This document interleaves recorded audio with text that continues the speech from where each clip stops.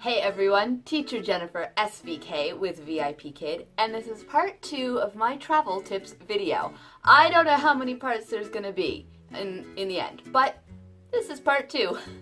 Today we are talking about what to pack.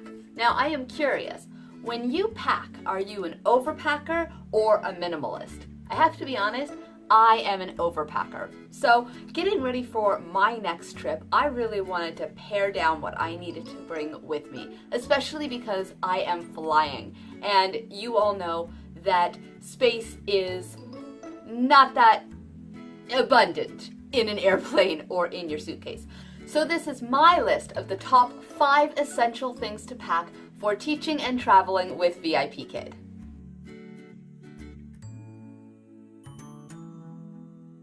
Number 1, you need to pack whatever kind of computer you're going to be teaching on. Currently, you can teach on a PC and an iPad. Unfortunately, for Android users like me, I have a great Android tablet. There's no way to teach on the tablet right now. So you either need to bring a laptop or an iPad. Because I can't bring my tablet, I always travel with my laptop. Now, it does take up more room than an iPad, so if you are already used to teaching on an iPad, or if you're really trying to cut down on space, iPad is a great example. It's just personal preference. I like having the keyboard to work with, so I bring my laptop with me when I travel, and it just slips into my bag. It's pretty thin. Number 2, I definitely recommend bringing your internet.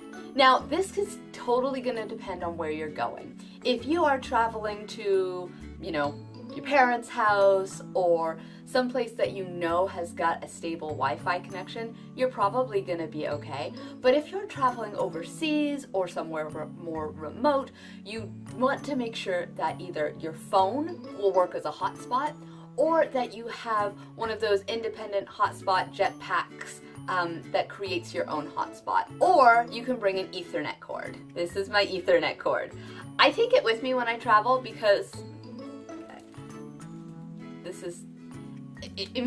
it rolls up. I find that the connection is so much better with my laptop if I hardwire in. So I bring this, I roll it up, it doesn't take up that much space, and that way I can directly plug into a modem if I find that wherever I am, the Wi-Fi strength is just not suitable to maintain a connection.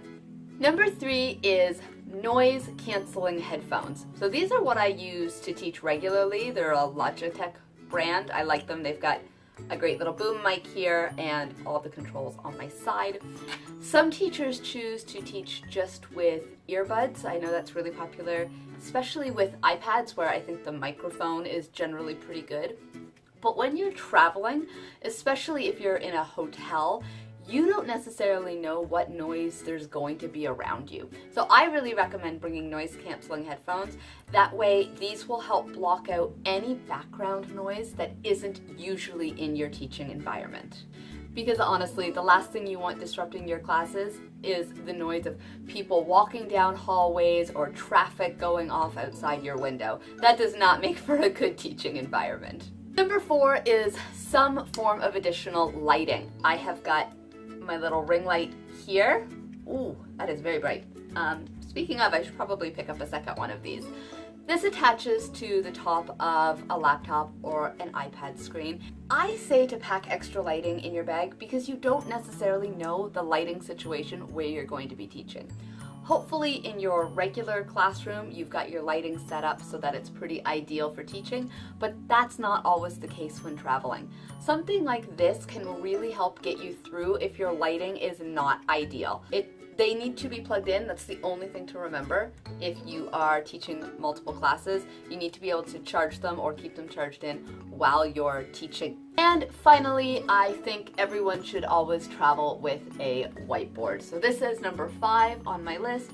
It is the only prop that I'm putting in my essentials list because a whiteboard and a dry erase marker really can be anything. It can be your letter recognition, it can be sight words, it can be writing out target sentences, it can even be a secondary reward system if you want to draw the stars or whatever you're giving out during your lesson. The other props that you might have in your classroom are great, and it's really hard for me to leave those behind because I use them quite a bit. But I would say that in your essentials list, if you're trying to pack like as a minimalist, the whiteboard is the one thing I would still say, yes, bring a whiteboard and some dry erase markers with you when you travel. It's just going to be your most versatile prop. That's it. That's my top 5 essential pieces of equipment or props or things to pack when traveling. Stay tuned for some bonus content. Stay tuned for some bonus content. I'm going to talk about some things that are totally optional to bring with you, but that I happen to pack when I travel because they're things that I find that I use a lot. But if you're really trying to cut down on space, they're not necessarily things you need. If you are interested in applying, please take a look below. I've got my Instagram link and my email address. Shoot me a message. I would love to help mentor you through the process. This is an absolutely ideal job for anyone who's looking to earn an extra income while having the freedom to travel as much as they want and continue to work while doing so. I hope to see you in the classroom. Happy teaching!